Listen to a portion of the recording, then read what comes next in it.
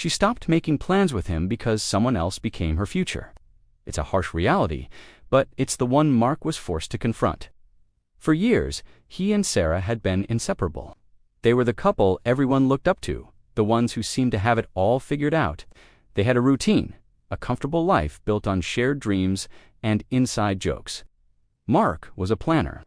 He loved mapping out their future, from weekend getaways to their 5-year goals. Sarah used to love it too, her eyes sparkling as they'd pore over travel brochures or blueprints for their dream home. But slowly, almost imperceptibly at first, that sparkle began to fade. It started with small things. She'd be too tired for their regular Friday night date. Long week at work, she'd say with a weary sigh. Mark, ever the supportive husband, would just nod and suggest a quiet night in then. The weekend trips he planned were met with hesitation. I'm not sure, Mark. Let me check my schedule. Her schedule. They shared a calendar. What could possibly be on her schedule that he didn't know about? He brushed it off as stress. Her new promotion was demanding, and he wanted to be understanding. The excuses became more frequent and more vague. I have a work thing. A friend needs me. I just need some me time.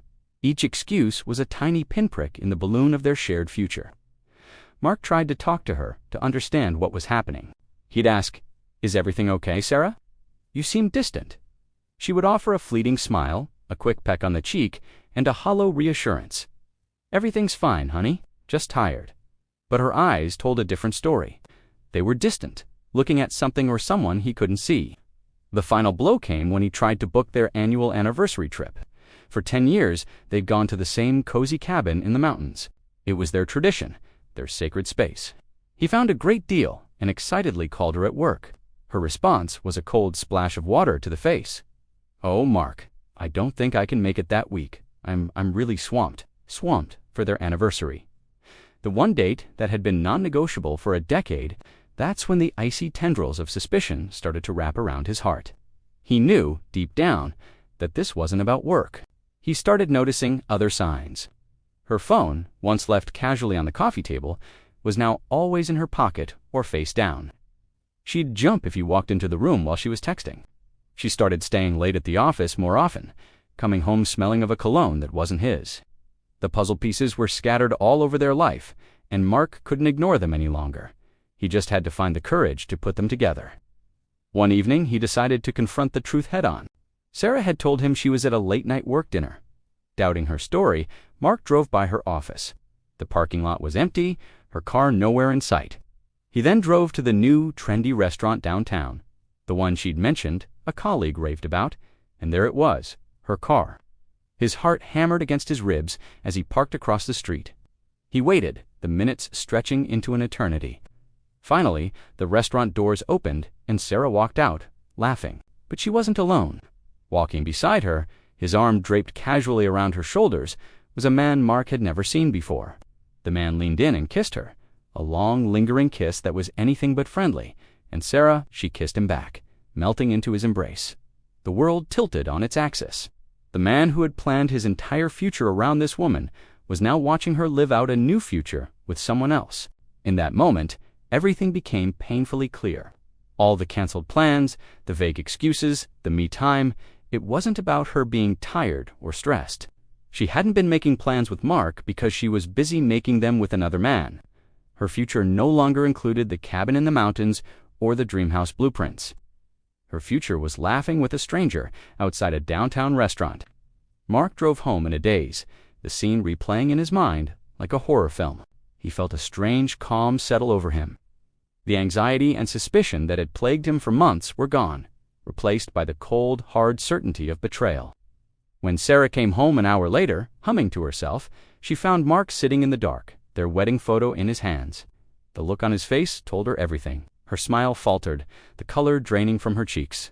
"Mark," she began, but he held up a hand to stop her. "I know, Sarah," he said, his voice devoid of emotion. "I saw you. There was no screaming, no shouting, just the heavy, suffocating silence of a marriage that had just died." The conversation that followed was short and brutal. She admitted everything. It had been going on for 6 months. His name was David. He was exciting, spontaneous. He didn't make plans. He just lived in the moment, and she had fallen for it. "He is my future now, Mark," she said, the words cutting deeper than any knife.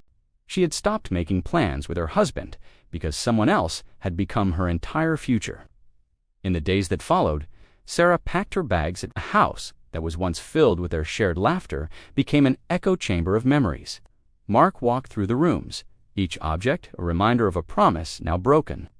The travel brochures were still on the coffee table, a cruel testament to a future that would never be. For a long time, Mark was lost. He had invested his whole identity in being Sarah's husband, in being the planner, the provider, the steady rock. Without her, who was he? He stopped making plans altogether. Each day was a gray, formless void. He'd wake up, go to work, come home, and stare at the walls. His friends tried to reach out, but he pushed them away. He was drowning in the wreckage of the life he had so meticulously built. But slowly, day by day, a tiny spark of resilience began to glow. He started with something small. He took that trip to the cabin in the mountains by himself. The first night was agony. Every corner of the cabin screamed her name. But as he sat by the fire, looking up at the star-filled sky, he realized something. The stars were still beautiful, even without her there to see them with him. The mountain air was still crisp and clean. He was still here. He started making plans again, but this time, they were just for him. He joined a hiking club. He took a cooking class he'd always been curious about. He booked a solo trip to a country he'd always wanted to visit, one that had never been on his and Sarah's list. He was building a new future, one brick at a time, a future that wasn't dependent on someone else's presence, a future that was entirely his own. He learned that sometimes the plans we make fall apart in the most spectacular ways. And while it's devastating, it also creates a space for something new to grow. He realized that Sarah hadn't just left him for someone else, she had given him back to himself. She stopped making plans with him, yes, but in doing so, she forced him to start making plans for a future he never knew he wanted. A future where he was the main character, not just a supporting role in someone else's story. And that future, he discovered, was brighter than any he had ever planned before. Thank you for watching. If you've ever faced a similar situation, know that you are not alone, and there is light on the other side. Don't forget to like and subscribe for more stories.